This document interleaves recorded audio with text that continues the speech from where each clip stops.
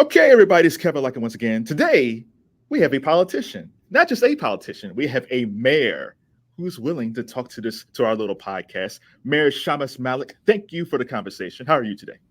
Good. Thank you so much for having me, Kevin. No problem. So you've been in office over 100 days. It's past way over 100 now. What is something about the office that really surprised you? That's a good question. I think one thing that not that it surprised me, but it's just notable is that every day there's stuff that's like remarkably positive, and then there's stuff that's really negative and heavy. And so, going from like some life and death stuff, we'll get a text and it'll be about a shooting to go into like a graduation thing. And those things are like right next to each other. And, it's 2,000 people who work for the city. It might look like a bureaucracy from the outside, but at the end of the day, it's made up of people, like real human beings and folks who, they have good days and bad days. And so, I think it's dealing with that, dealing with all the emotions, dealing with all the dealing with all the kind of human issues of a city. So, I'm inspired and honored to have this job, but also there's a lot of heaviness to it. What made you come? Like you went to Harvard, and I'm sure when you graduated, you had a lot of different opportunities outside of Akron, but you decided to come back. What made you come back to Akron?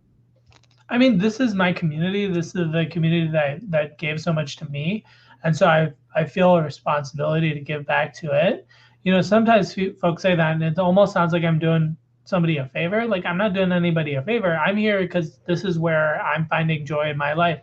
If I thought I would find more joy in Chicago or LA or Australia, that's where I'd be.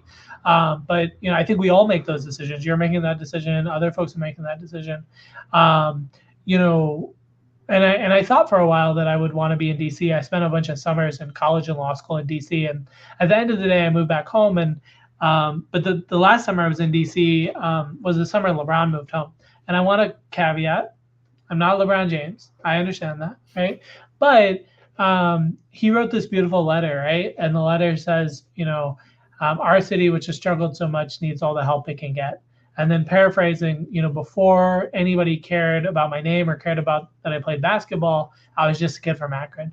And so it's like, look, if this community helped me go to Harvard Law School and helped me, have certain skills or talents, I should be giving them back to this community. And, every day in the city, I walk into places and I see people that I like genuinely love and care about because I've got a chance to be a part of this community. And so I'm just incredibly honored.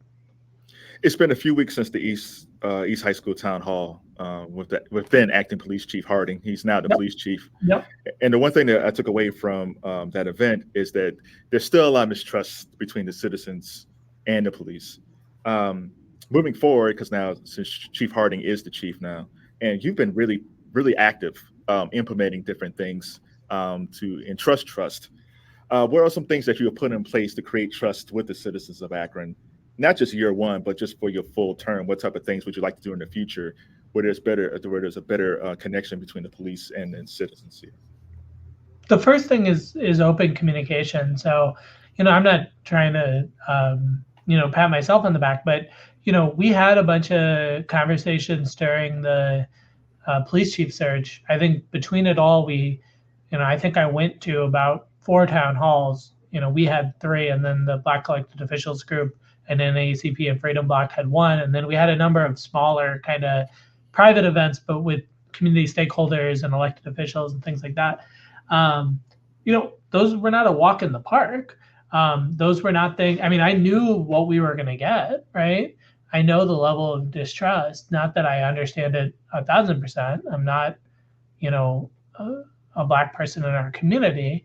I don't fully understand that experience, but I'm trying. But I will say that to say that I've said a lot for a long time, we got to face this stuff head on, right?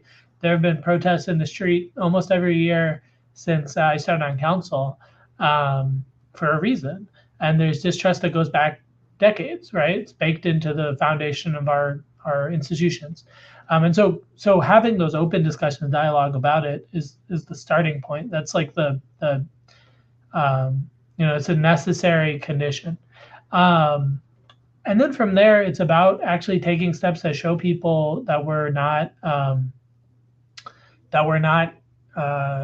serious about this. And so showing people what thoughtful, deliberate, responsible change looks like.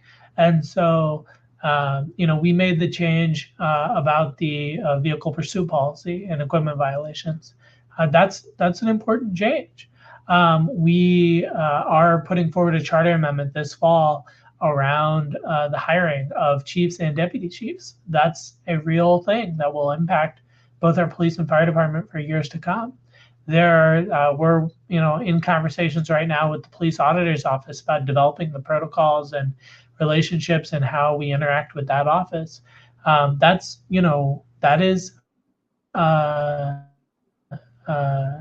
doing that right now. So there's a lot of things that we've committed to reviewing more of our policies around crowd control, around the use of chemical spray. We've committed to really focusing on community policing for our department. And so making sure there's real time for officers to sit and have those conversations and build those relationships and build that trust. But that's just in policing. That's just in safety. I mean, there's a lot of trust that needs to be built in how we interact with folks in every aspect of city government, right? And so we have that work to do around the budget. We had a budget town hall at Firestone back in it must have been March. It's baked into the DNA of what I want this administration to focus on.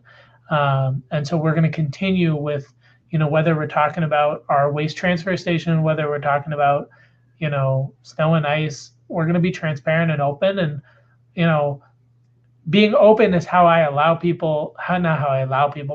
we make sure folks can hold me accountable, right? Because you have to have information about what's going on.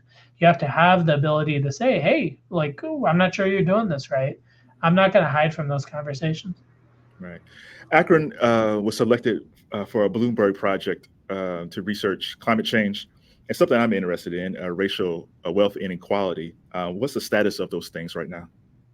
So the Bloomberg Philanthropies grant is for a innovation team of 3 people to be hired and then work for a period of 3 years on the intersection of climate change and the racial wealth gap. And so Bloomberg is working to do the hiring for the first year with our participation. So we hope to have those folks in place in the next few months. I don't have the exact timetable, but we are hoping to roll that out soon. And then they will support our new Director of Sustainability and Resiliency, Casey Shevlin. That's a new office and a new role. And then also support our Diversity, Equity, and Inclusion office led by Esther Thomas. And so we're really excited about that. I was just talking about this waste transfer station. This is in a neighborhood that's kind of, forgotten in Middlebury. And for 30 years, residents have been dealing with, the impacts of having this nearby, and administrations that have committed to moving it, and the building's still there. And so, we're looking at where we can move that and really trying to commit to doing that. And again, that's, going to help a neighborhood that isn't always seen, isn't always thought about. There's lots of intersections of racial inequality and sustainability and resiliency, because it's often poor, lower income communities of color that are most impacted by some of these issues when it comes to, pollution, when it comes to environmental impacts. And so we're excited to take a look at that. Those are just a couple examples, but Bloomberg is going to help us build our capacity to do that. The funny thing that frustrates me a lot is that I might know somebody, and it's like, oh, okay, I'll talk to you later. And then I check in on them, and they live in Pittsburgh, or they moved to Columbus, or they moved out west. You're starting something called the Downtown Community Development Corporation. What can we do as a city to kind of keep our talent? It's one thing to bring talent in. We need to bring businesses in, which is fine, which I think is part of the Development Corporation. But what can we do to keep our best and brightest here? Like, you came back, that's great.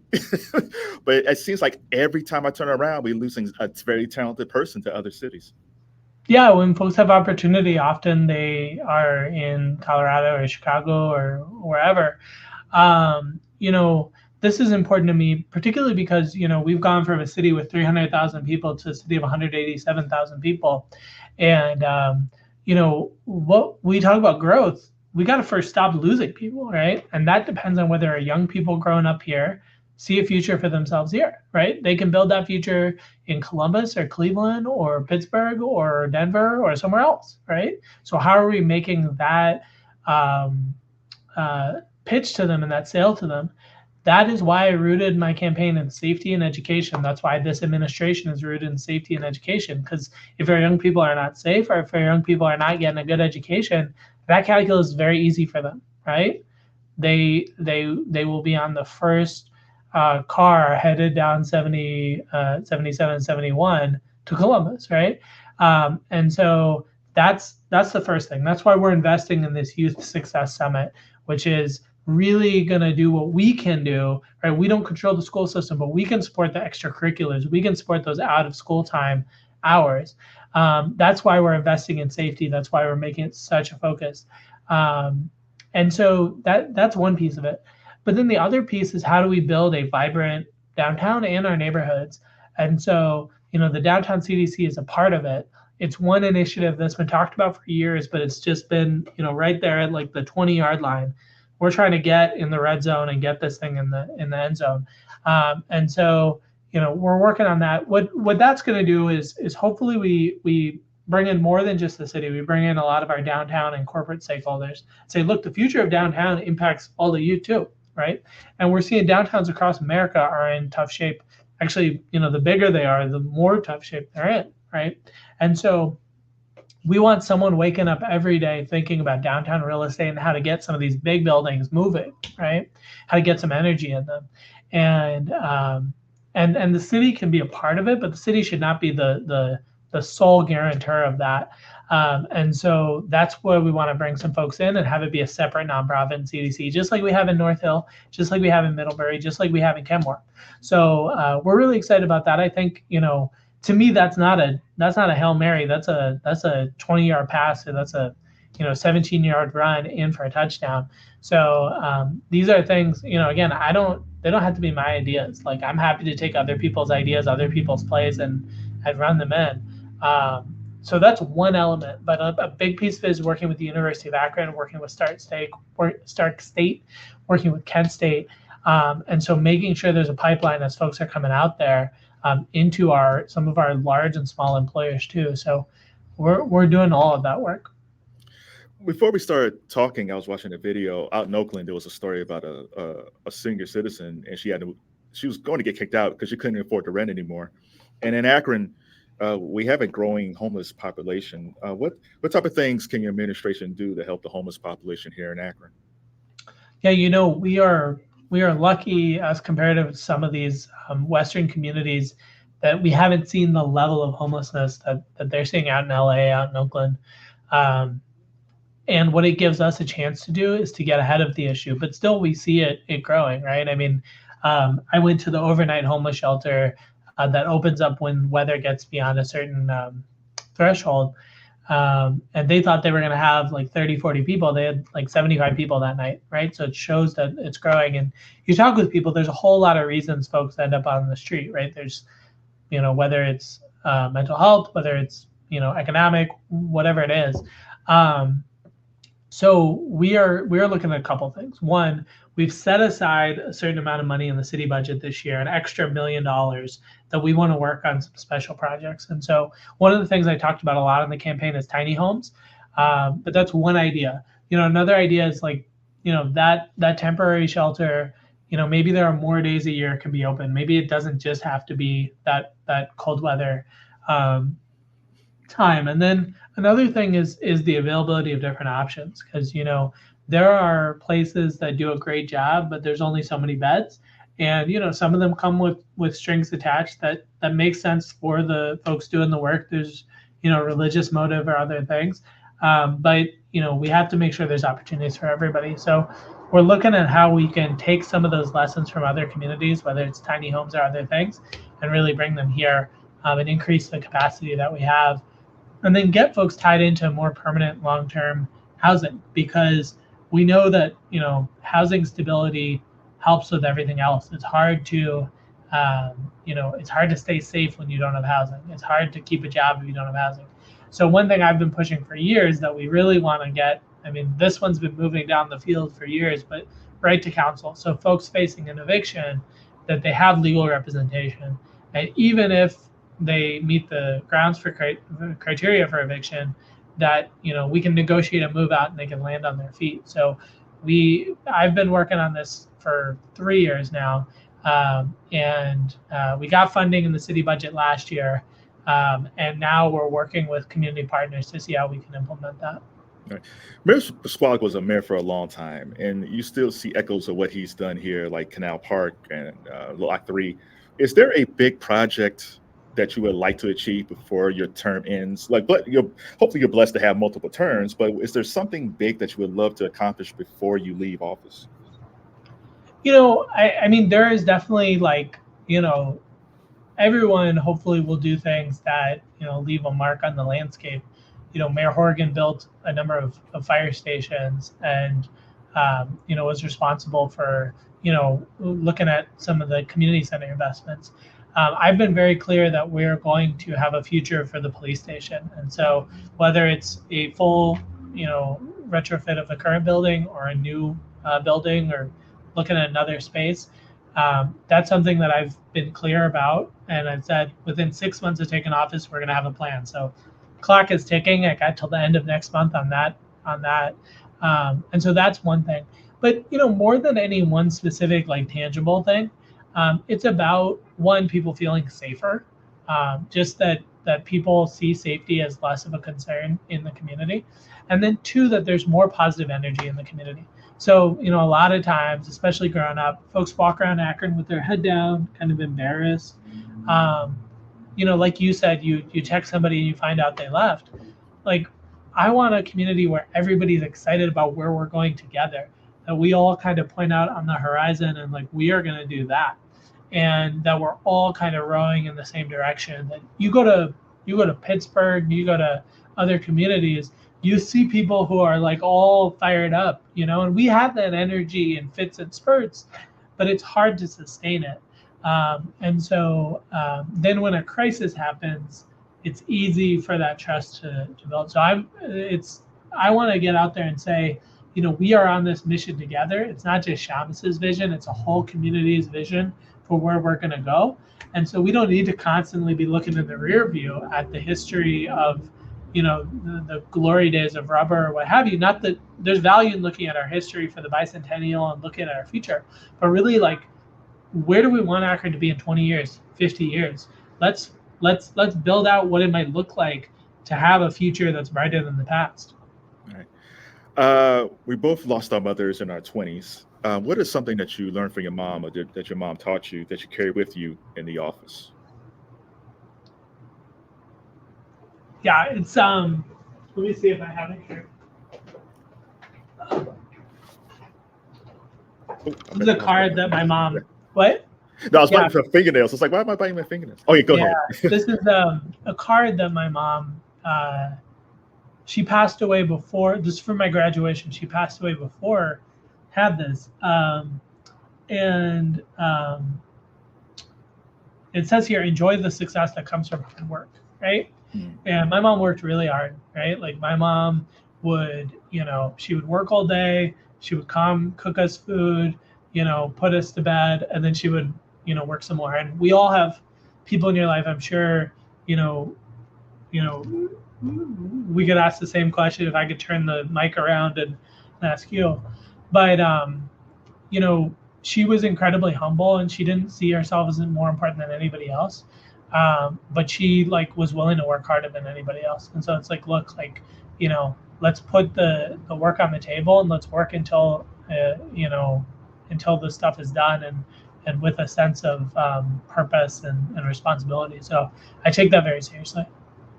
All right. I'll end on this because you have stuff to do. I'm a sucker for a good love story. You proposed to your fiancée in Paris, France. What was the whole thing about putting all this stuff together? Did she know she was going to get proposed to? How did you keep it quiet? How'd you end up doing this thing? Well, I mean, you only get, one chance to do this. And like, I like to think I've got some game. So, Paris is her favorite place. And we had gone last year just for vacation. But I said, we talked about getting engaged. We talked about, in the abstract. So she knew it was coming in a general sense, but didn't know like when or where. And so, I said, why don't we go to Paris? We went for 5 days. It was really quick. I only went there with one purpose. I think she didn't want to get her expectations up. But I was like WhatsApping and texting these different, like the photographer and the boat people and all this stuff. And, she'd be like, what are you doing? And I'm like, oh, just trying to figure out the plans for tomorrow. So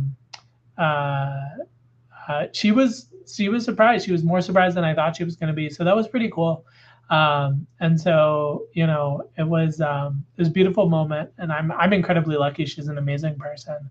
And so, I just like, it's been really cool sharing it with the community. We posted it online like the next day, and then our hotel was like 10 minutes away from the Louvre. And so we went running, we ran through, like the streets of Paris, and we end up in like the big courtyard that they've got with the pyramid.